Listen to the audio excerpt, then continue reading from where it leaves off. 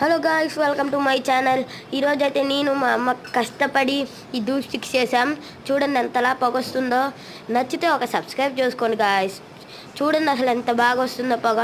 యూట్యూబ్లో నుండి చూసి బాగా చేసాము మేమైతే. మరి చూడండి ఒకసారి స్మెల్ వాటి సైజు, ఇంకా మీకు కావాలంటే సైజు తగ్గించుకోవచ్చు.